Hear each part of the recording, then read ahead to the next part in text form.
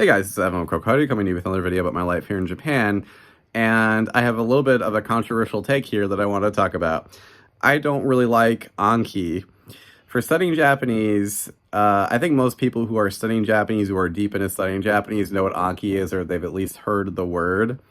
But there's a lot of different reasons why I personally wouldn't recommend somebody to use Anki if you're serious about studying Japanese, and especially if you're living in Japan already or you're planning on living in Japan in the future. Um, I think that Anki it's not necessarily a bad way to study, but I do think that it's pretty overrated. And personally, as somebody who studied Japanese very intensely because I was going through university here, and basically I needed to study Japanese for like survival, right? Like I was failing out of all my classes. I was kind of desperate to just try any kind of, I really just did like trial and error, tried every method in the book of like trying to cram as much Japanese into my brain as humanly possible. And I also went through language school in Japan. And of all the things I've tried, I find Anki to be one of the least effective ways to learn for me personally. I don't know how everyone else will feel, but for me personally, with the way my brain chemistry works, Anki just doesn't work for me, and I want to talk about why that is. And for people who don't know what Anki is, I wanted to just talk very briefly about what it is. So Anki is basically a system for making more efficient flashcards for studying vocabulary in another language or phrases in another language, or you can input anything you want. So you could technically you could study grammar. Whatever you want to add into a flashcard, you can add it into Anki. But what Anki basically is a way for you to make that system more efficient, because you tell Anki, you tell the app, whatever, on your computer, on your phone, you tell it if you were able to memorize the flashcard or not. And it basically is a system where the more often you're able to memorize the meaning of the word, the vocabulary, the less often it will show you the flashcard.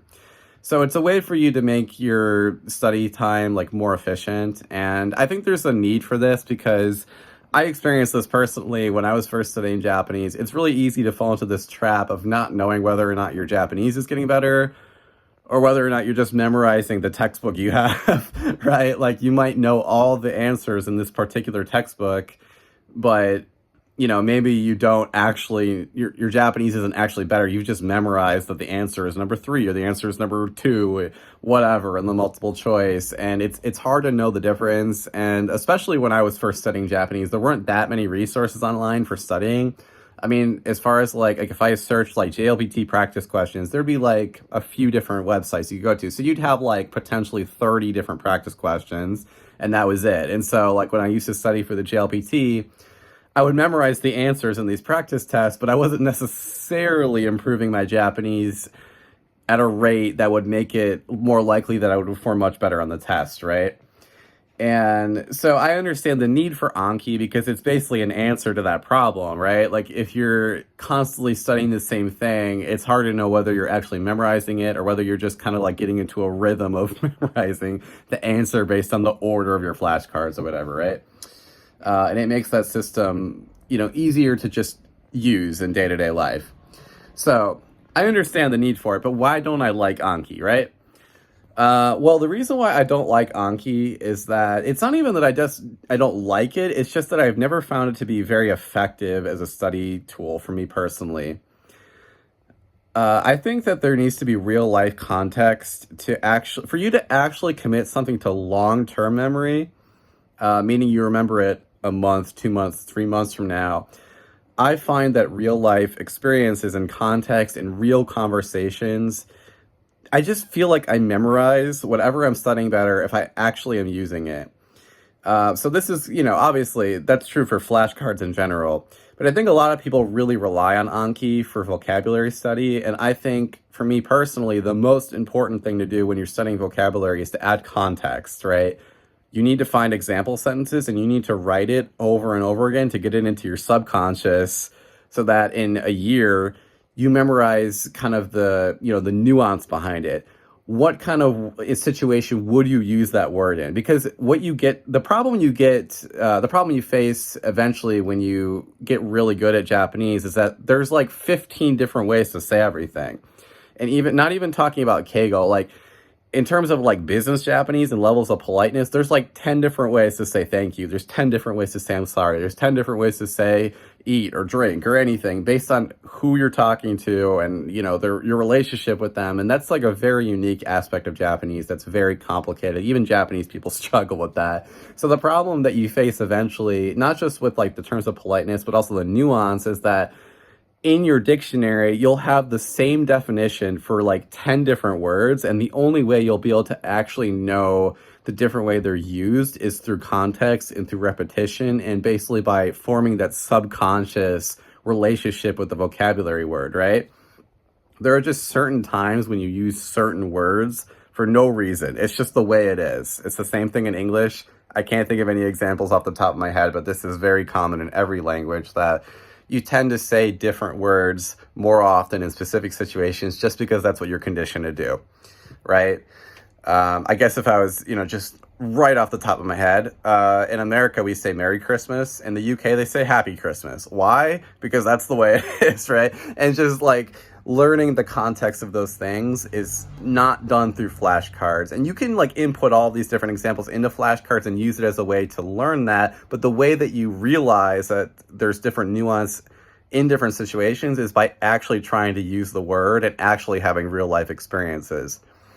To get a little bit more heady for the reason why I don't like Anki, I feel like it's kind of a way to like, it's a way to study Japanese and to like turn it into an exercise.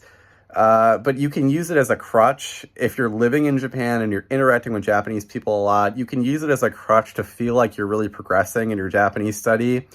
But to be completely honest, most of the times when I've really improved my Japanese were because I was putting myself in front of people, pulling myself out of my comfort zone. And usually if I really memorized a word in Japanese, it's because I said it wrong and people laughed at me for saying it wrong, or I was like the comic relief that day, or there was some, you know, just any kind of like negative experience you have where you're like, oh man, this really made this interaction difficult because I wasn't able to say what I was trying to say. I was on the phone with this person.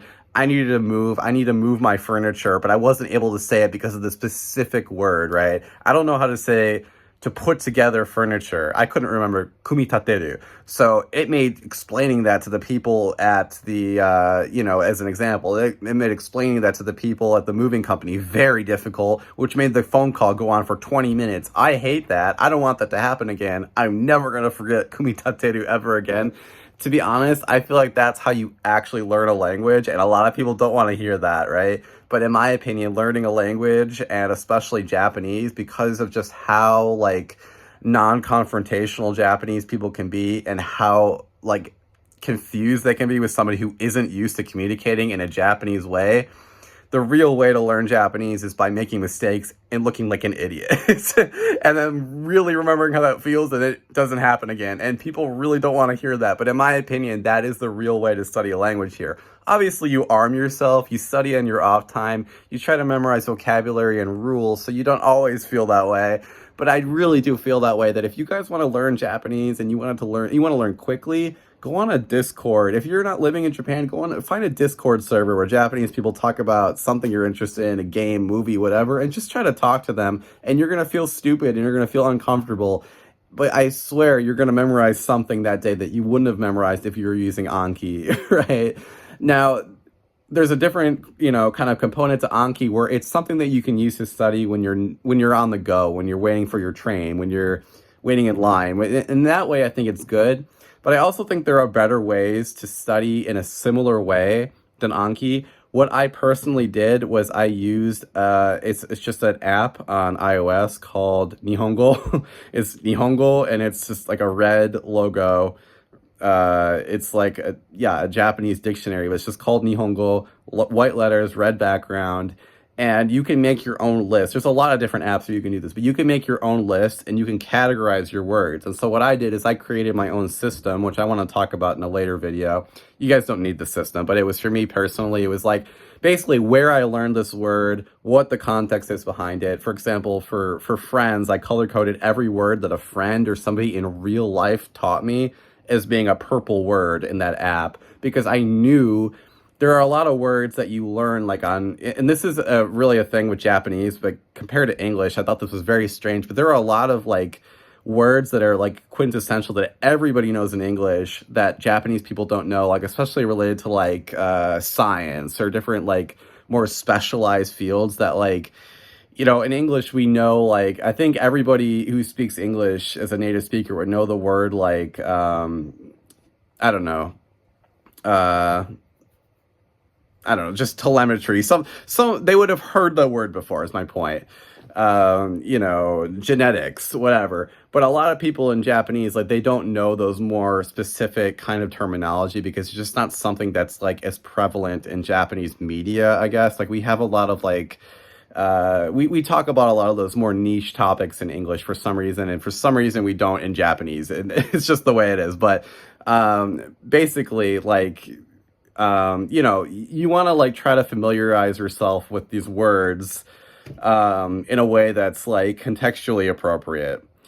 And yeah, so basically I'm just saying like if you're going to use the app, whatever you're going to be doing, like you want to make sure that you're using it in a way where it's actually relevant to like what you're trying to actually use in real life. And there are a lot of words that, for example, if you just go on Wikipedia or you go into a random Japanese textbook, there are a lot of words that Japanese people wouldn't know or that they would never use in real life.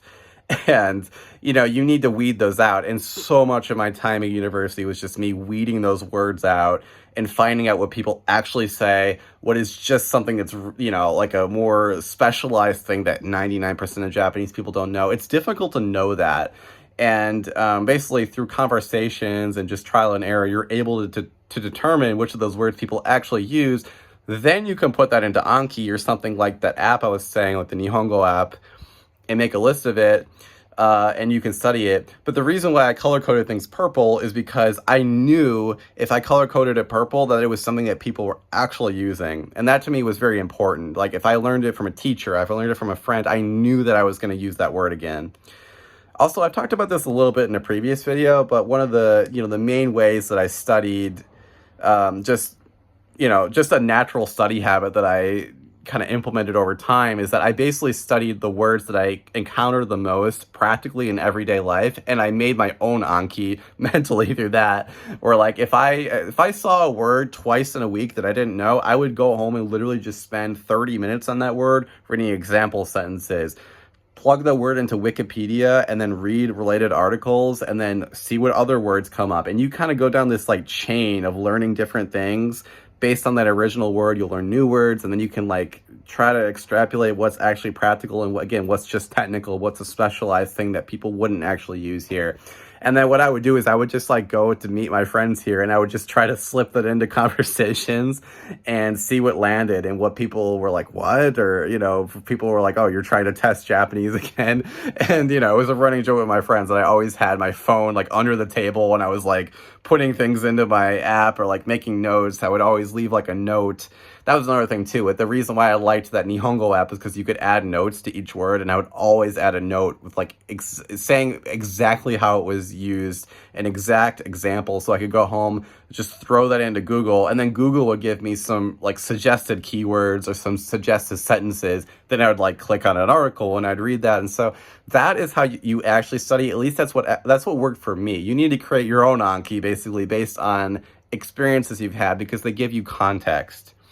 So, bit of a heady answer, maybe not the answer people want to hear, because obviously you want to have an easy solution, right? I totally get that. But my suggestion is to put yourself out there, guys. Like, if you want to learn Japanese, like, it never really gets easier. Like, there's always going to be something that you don't know. There's always going to be something that you don't know, and you're always going to feel like that at least like once a day. If you're speaking Japanese as a foreigner in Japan, there's at least going to be a moment once a day where there's something where you're like, how do I say that again? You need to get used to that feeling or you're going to quit. It really is just a muscle memory thing, and it's just getting used to that process. So yeah, guys, like again, if you're not living in Japan, jump into a Discord or something. Download Hello Talk, although with Hello Talk, you have to be careful because I find that people switch to English very quickly on that app. But I think especially communities where it's only Japanese people, jump into that community and try to speak to people and just pay attention to how you feel. I don't know. I have like some anxiety, but I'm also a risk taker. I have a weird mix there. But you know, sit with how that feels and sit with how you feel when you make a mistake and how that kind of motivates you to like memorize things subconsciously. That is the experience of language learning, guys. It's really a rejection therapy exercise, and you just need to get used to that. And especially if you're going to be moving here, it's really going to help you if you can get used to that process before you move to Japan. I think a lot of people, they move here and they're just like get slammed in the face with how difficult it is to communicate.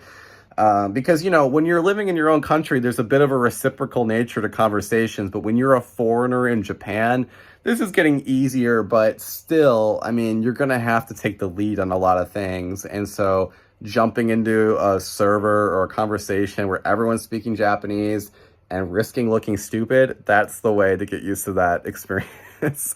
So I hope you guys found that video useful. If you're studying Japanese or thinking about moving to Japan, I think you'll find one of these videos useful. And if you enjoyed the video, please consider subscribing to the channel or liking the video.